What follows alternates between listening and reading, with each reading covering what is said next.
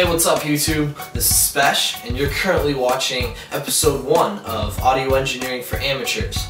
In this episode, I'll be going over drum samples in Reason, and layering them so that you can get a completely different sound from what you started with. So without further ado, let's get to it. Alright, so here I am in Reason, and first thing I do when I open up Reason is I separate my sequence window from my rack. That way I can just start to get organized. And that's just one of my preferences. So anyways, talking about layering drum samples, this is exactly kind of what I mean. Let me turn up the volume.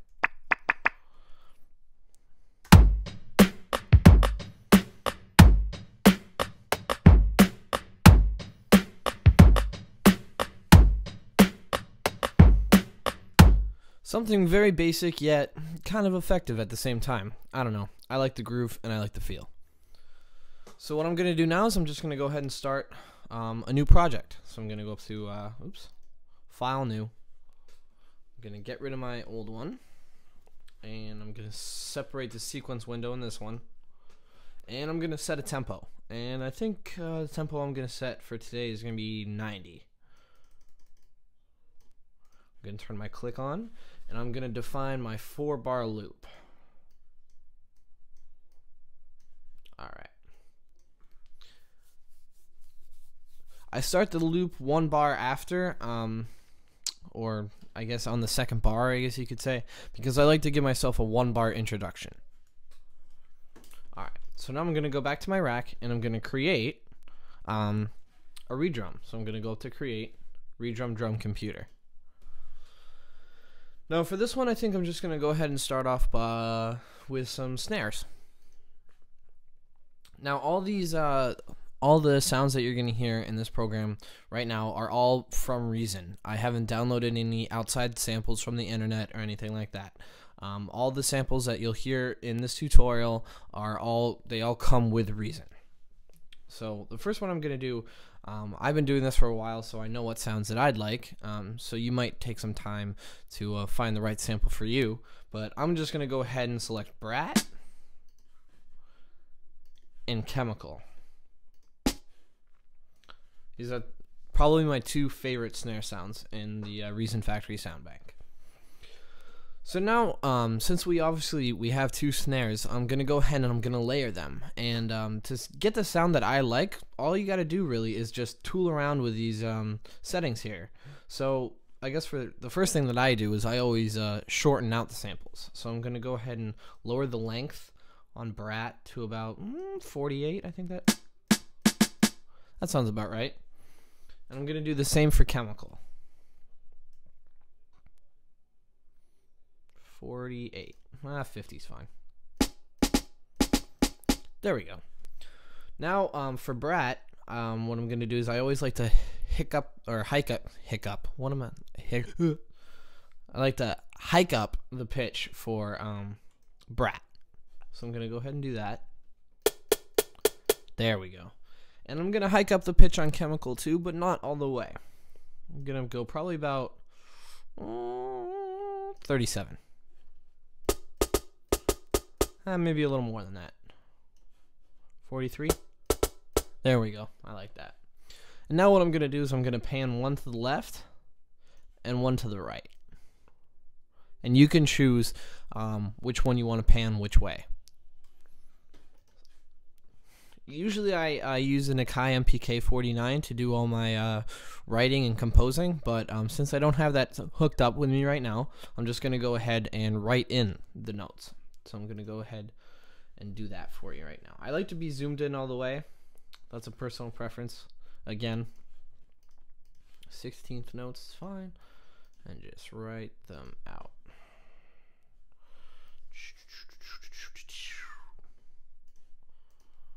That's not the right place. You know, I'm just going to get rid of this one. Go back to the beginning and copy what I have so far. And I'm holding down the Alt button right now and just dragging and dropping. So, if you can hear now,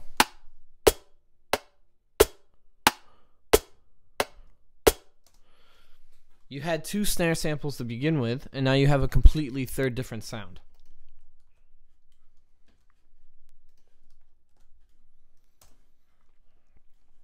Alright, so now that I have those down, I think I'm just going to go ahead and add some reverb to them. Because they, you know, I shortened the length on both of them, but they need a little feel to them. They need a little oomph, if you know what I mean. So I'm going to go ahead and just right click here and say create RV7000 Advanced Reverb. And this is my favorite reverb in Reason. If I'm not using the initial patch, what I usually do is I'm going to go ahead and load up AMB Tiled Room, I think it's called. Yeah, AMB Tiled Room. This is one of my favorite reverb presets. So I'm going to go ahead and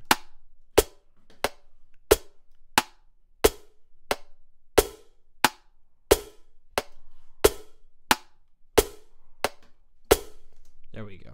I like the sound of that. Now sometimes what I'll do is I'll go ahead and I'll add a Dr. Rex loop. So I'm going to go ahead and do that right now.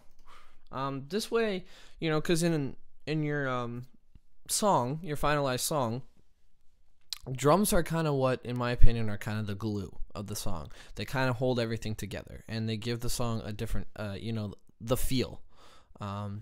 You could have an R&B type melody, and then all of a sudden have some pretty heavy hitting drums, and it gives a completely different feel. So you always want to make sure that your drums sound whole. In certain circumstances, you could just have a simple kick and a snare, and that works. But for most of my compositions, I like to make sure that my drums sound pretty complete. So I'm just going to load up a loop here.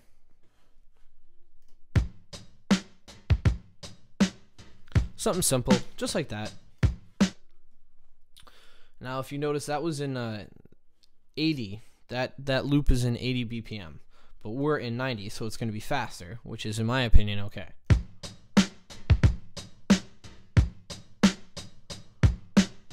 Kind of gives it an old school feel. Alright, so in order to get the loop to the sequencer, all you have to do is hit 2 track right here, this button right here. Hit that, and now as you see, it's already gone to your sequencer. Alright, so now after I've done that, I'm going to add some kicks and some rim shots. First off, I'll start off with the kicks. So I'm going to right click on the blank part of the screen, and I'm going to select Redrum Drum Computer. So I'm just going to go ahead and select 2 bass drum sounds here. Again, I know what sounds I want already. You might want to you might want to go ahead and you know, search around for some. There we go. I'm gonna go ahead and turn the level of this one down quite a bit, turn the velocity to level all the way up, and lower the pitch quite a bit. There we go. Now again, you started out with 2 completely different sounding bass drum samples, and you combined them and tweaked them around a little bit to make a third. Now lastly, I'm just going to go ahead and create some rim shots to kind of pull it all together. So again, making another Redrum Drum Computer, and just going to go ahead, and I know I'm not going to go into the rim shots because I know where my sample is, but my sample is in the snare drums, but I'm going to make it sound like a rim shot. So if you hear that, I'm going to shrink that down quite a bit because I don't want the echo of right there. So I'm going to shrink that down quite a bit, even a little more. Cool.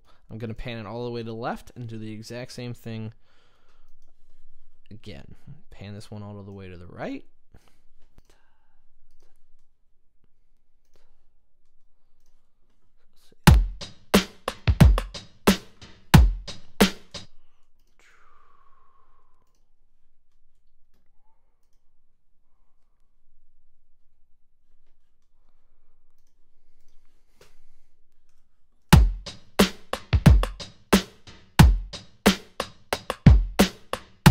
There we go. I like the way that sounds.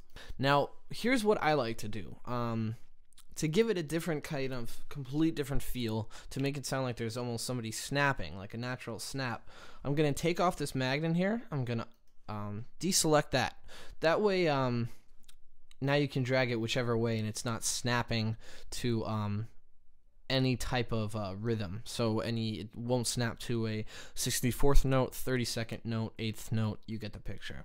So I'm going to go into 64th notes, and I'm just going to drag the bottom just a teensy bit, just a tiny bit to the right. So now, if I turn the magnet back on and go back into 16th notes,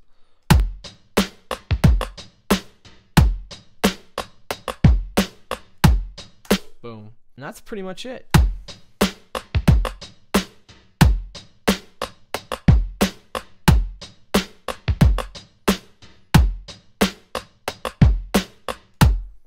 Boom.